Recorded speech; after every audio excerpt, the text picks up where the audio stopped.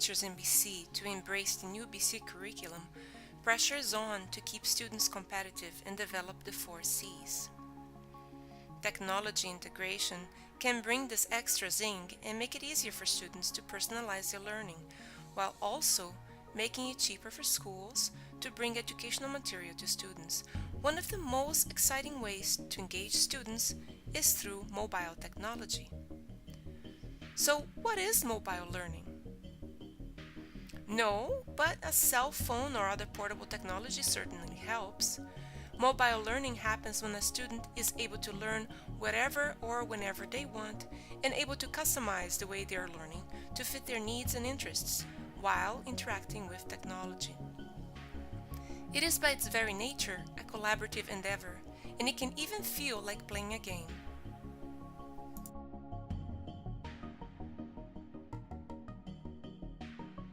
So this is my Duolingo Classroom account, and I have here my 30 students set up. Of course, I haven't started working yet because I just gave the paper with the login information to them on Thursday, and then spring break happens, so they're probably going to take their time before they log in and figure things out. It's great in the mobile setting because the cell phone actually has voice recognition, so you can have speech exercises that you speak and you recognize if it's right or wrong, if your pronunciation is right or wrong. So it's really perfect for cell phones, for mobile. I can add more classrooms if I want. So here's my classroom, but I can also create another classroom really easily. And it's really great. The only thing is most of the kids in my class don't have cell phones. So, and I even have 2 kids that don't have access to the internet at home. So I really have to make this available in the classroom with the Chromebooks and just with iPads as well, if we can. So it's kind of difficult because we're in a transition period in that even the school doesn't allow the kids to bring cell phones. It's kind of like the policy of the school is no cell phones at this point. So the benefits of mobile learning are kind of more limited to Chromebooks and a few iPads. Mobile learning allows students to become more engaged, to create content faster and easier, and instead of sitting down and creating a poster, now they can create a movie, an online presentation, an interactive game, and so much more. It becomes easier for the students to teach each other, which only reinforces their learning. So this is the roller plate. It's ever wonder if you wanted to eat and work out? Now you can. So first you put in the batteries, then you turn on the fork and the plate, and then every time you get 4 to 10 millimeters close to it, it will move, which you lose power, which you will lose weight. And like the simple machines is the wheel and axle for like the wheels, and the screws like hold the wheels in. Done. One of the main benefits using technology has over other methods available for students to show their knowledge is that technology is very relevant to their lives. A skill learned through technology becomes a skill for life. A young student who enjoys working with stop motion to show his or her learning is not only learning how to do stop motion, but also maybe developing a passion for movie making. And this could change their future. According to Carl Fish's video, Shift Happens, due to the speed of technology, teachers are currently preparing students for jobs that have not yet been invented. Students that are digitally literate and flexible with their learning, they have a much better chance to adapt to any new field that may arise. When used appropriately, mobile technology can help broaden the horizons and help teachers integrate the digital world into students' daily lives seamlessly.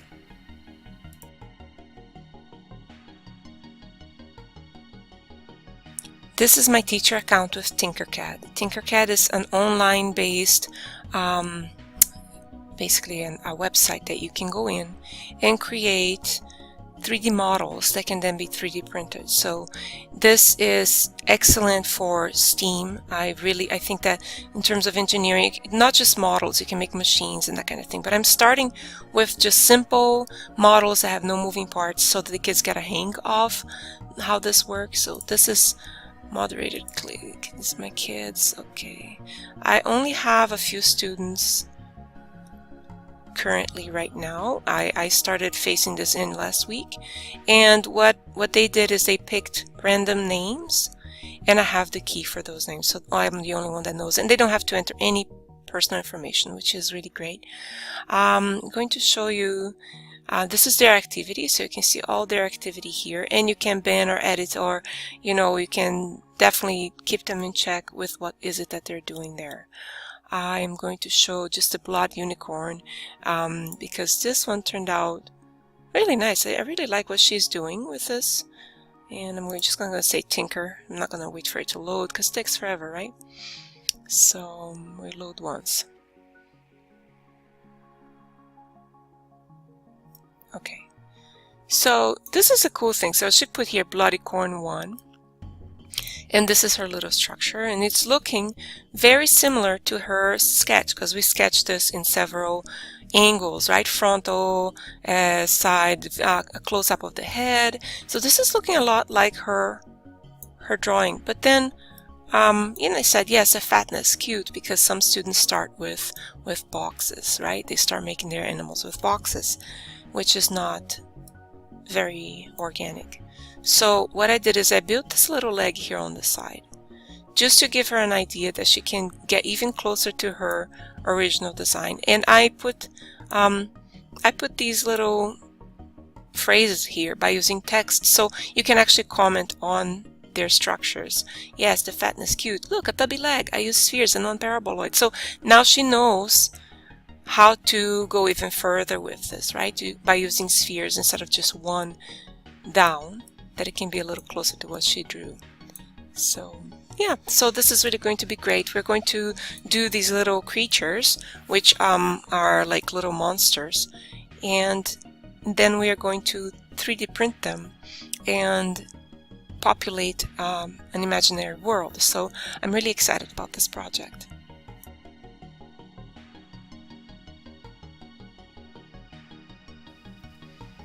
And yet, there are some issues to consider when trying to incorporate mobile technologies in our day-to-day school activities.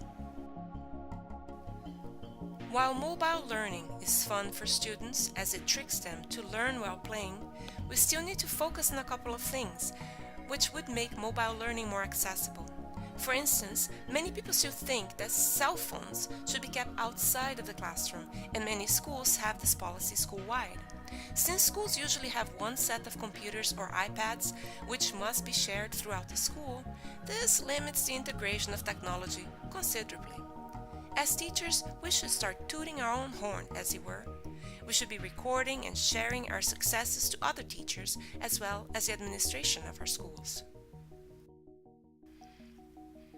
As the prices for mobile technology drop, more and more students have now access to cell phones or mobile devices. When the educational benefits of mobile technology becomes common knowledge, we will see more and more students able to create their own content on their own devices. However, reality is a great number of students don't have access to cell phones or any other mobile technology at home. In fact, a couple of students in every class I have taught so far don't even have computers at home. As educators, we can still ensure our students become digitally literate and embrace this disruptive and creative way of learning, but this all depends on the availability of technology. The good news is that the school boards have realized the importance of technology, and schools now have this implementation as a priority. So in the near future, we should have more mobile units available in order to increase the frequency of exposure inside our classrooms. So this is my grade 5 Seesaw account. As you can see here, I have them all already added. They have not been invited properly. They have no access to actually put things in here because I just started this account last week when I found out that I was actually going to stay. in the school for a while, so I'm going to invite other parents and everything. But the good thing about Seesaw is it's a complete portfolio that also allows the kids to post themselves or comment on each other's works. And I think it's one of the best apps for mobile in terms of portfolio building and interaction. And it keeps track of all the work, and so they can look back and say, yeah, this is what I did. So really like this one. For education is really great, as well as for reflection. They can also not only add photos, but if I want to add an item, I can upload a file. So they can, for instance, upload a doc, like from a Word doc, and I can annotate with a pen. So it's really, there's a lot of things that you can do with this. So I do like this a lot. Unfortunately, we only have 15 iPads, and most of the kids don't have cell phones.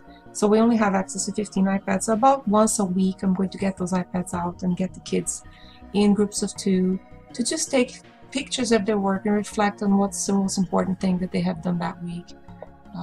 So that would be, I think, pretty helpful. I think reflection is really important, and yeah, this kind of helps them reflect on what they did.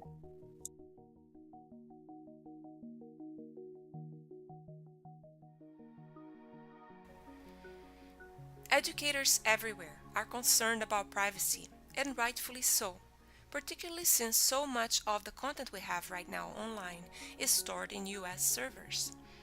However, there are now many ways to keep students safe.